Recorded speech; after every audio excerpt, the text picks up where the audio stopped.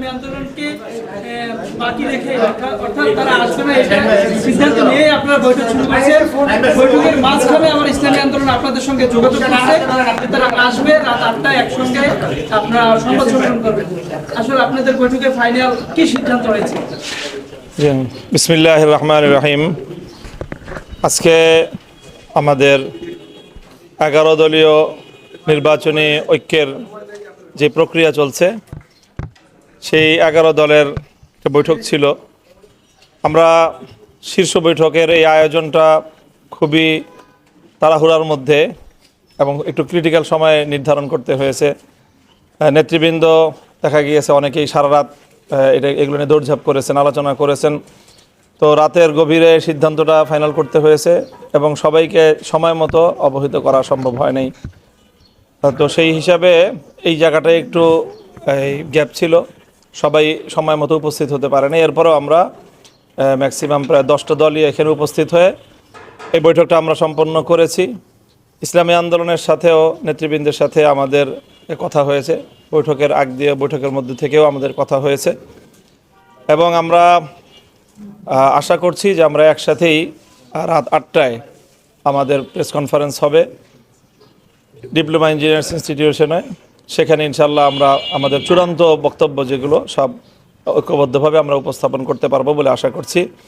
ইসলামী আন্দোলনের ব্যাপারে আমাদের প্রত্যাশা যে ইনশাল্লাহ আমরা যেভাবে একসাথে শুরু করেছিলাম আমরা একসাথেই সামনের দিকে অগ্রসর হতে পারবো, আমরা এখনও আশাবাদী ইনশাল্লাহ।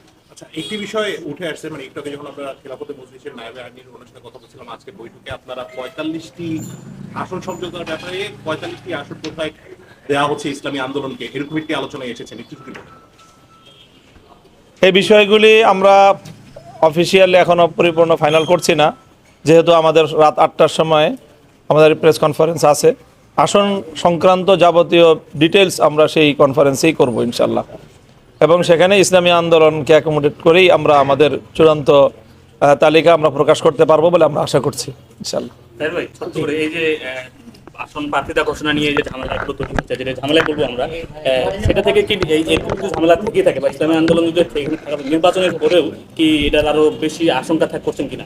না, আমরা প্রথম কথা হচ্ছে আমরা কোনো ঝামেলার ভিতরে নাই এবং আমাদের ভিতরে যে আলাপ আলোচনা হচ্ছে কিছুটা মত ভিন্নতা হচ্ছে, এটা ঝামেলা বলা যায় না, ঠিক আছে।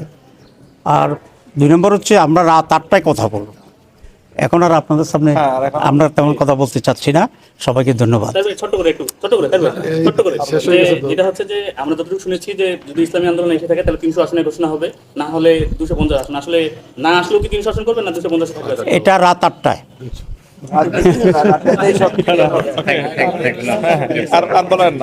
আর ধন্যবাদ সবাইকে, ঠিক আছে। জি, আসসালামু আলাইকুম।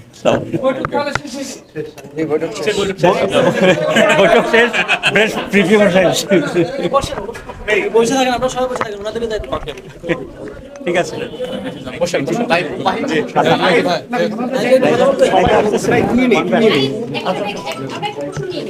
ছোট করে